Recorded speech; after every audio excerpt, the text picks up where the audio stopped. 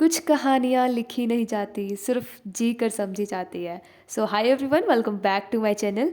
मैंने आपको last vlog में बताया था कि मैं सोलो एडवेंचर पर आई थी और सच में यार ये एक्सपीरियंस मेरी लाइफ का सबसे ब्यूटीफुल मोमेंट में से एक बन चुका है।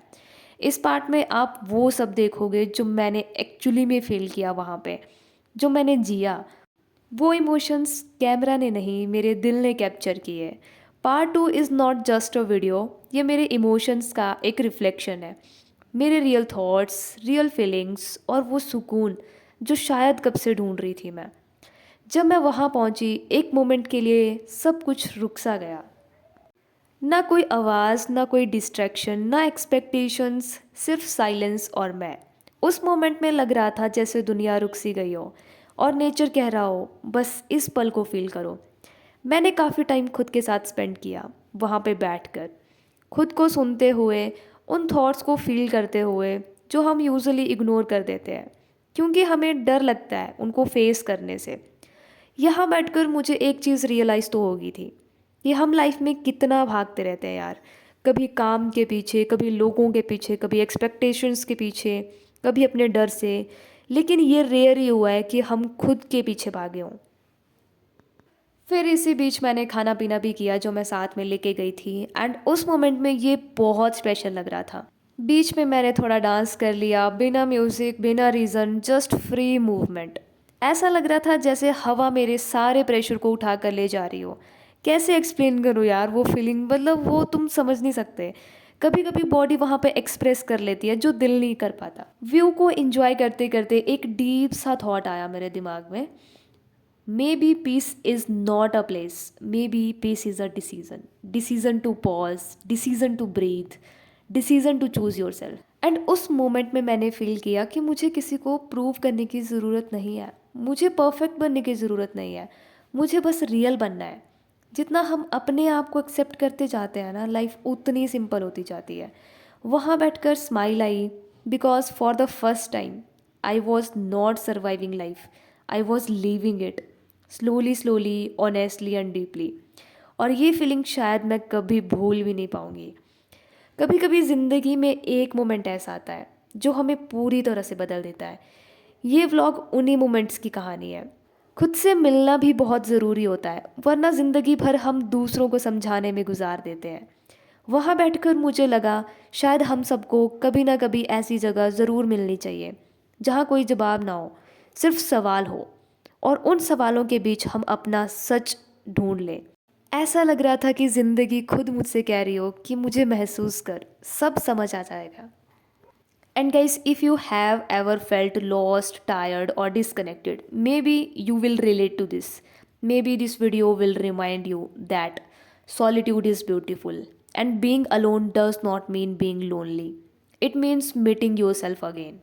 एंड कभी कभी ज़िंदगी ऐसे मोड़ पर आ जाती है जब हर चीज़ अलग लगती है, हर चेहरा, हर बात और हर पल, सब कुछ।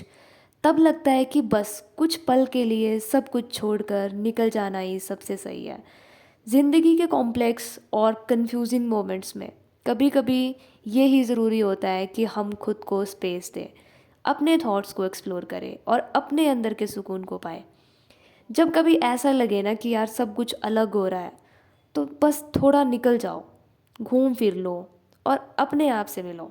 बहुत मज़ा आता है। एंड गाइस, कभी कभी लाइफ में हम इतने बिजी हो जाते हैं कि हम अपने इमोशंस को इग्नोर कर देते हैं, और तब एक छोटा सा ब्रेक, थोड़ा घूमना फिरना और नेचर के साथ वक्त बिताना लाइफ का असली सुकून दे देता है। हर पल का मज़ा लो, छोटी छोटी चीज़ों को फील करो और अपने आप से बातें करो। कभी कभी लाइफ का असली मैजिक ही वही छुपा होता है जब हम खुद के साथ ऑनेस्ट होते हैं। ये सफ़र मेरे लिए ख़ास था क्योंकि इस बार साथ कोई नहीं था, सिर्फ खामोशी, हवा और दिल की धड़कन। और मैंने पहली बार खुद को इतना पास पाया। दुनिया हमेशा कहेगी लोग बदल गए, हालात बदल गए, पर सच तो ये है, जब हम खुद को समझाने लगते हैं ना यार, तब दुनिया बदली हुई लगती है। आज पहली बार महसूस हुआ खुद के साथ रहना भी एक कला है, और शायद आज मैं उस कला को सीख रही हूँ। इस हाइट से देखकर लगता है कि जिन चीज़ों को हम नीचे से बोझ समझकर रो देते हैं, ऊपर से वो सब कितने छोटे और कितने हल्की लगती हैं। शोर से दूर आके पता चला सुकून खामोशी में ही छुपा होता है। खुद को ढूंढने निकली थी, रास्ते में डर, आंसू और गहरी खामोशी मिली। तब जाके समझ आया, अगर खुद को पाना आसान होता तो फिर हर कोई अपनी ज़िंदगी में आज पूरा होता। Life is strange. कभी हम हंसते हंसते थक जाते हैं यार, कभी कभी चुप रहकर बहुत कुछ कह जाते हैं। ज़िंदगी हमेशा सीधी नहीं होती, कभी स्मूथ रोड्स होती हैं, कभी पत्थर भरी रोड होती है।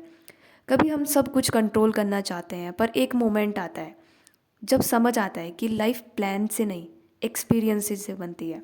ज़िंदगी में ना यार, कभी ऐसा टाइम आता है जब हम लॉस्ट फील करते हैं, जब हम कंफ्यूज हो जाते हैं, जब हम पूरी तरह से टूट जाते हैं और हमें लगता है कि बस हम ही स्ट्रगल कर रहे हैं। पर सच ये है कि सब स्ट्रगल कर रहे होते हैं, बस हम देख नहीं पाते।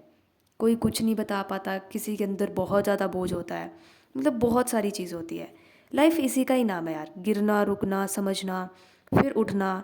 कभी कभी देखने के लिए नज़रिए बदलने पड़ते हैं। बस एक छोटी सी जगह, एक छोटा सा ब्रेक, सब कुछ अलग लगने लगता है।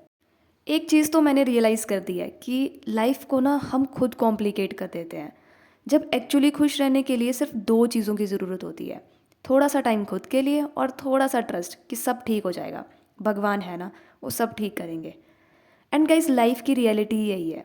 कभी कभी लगता है कि सब कुछ ख़त्म हो रहा है, सपने टूट रहे हैं, लोग दूर जा रहे हैं, खुद को समझ नहीं पा रहे हैं।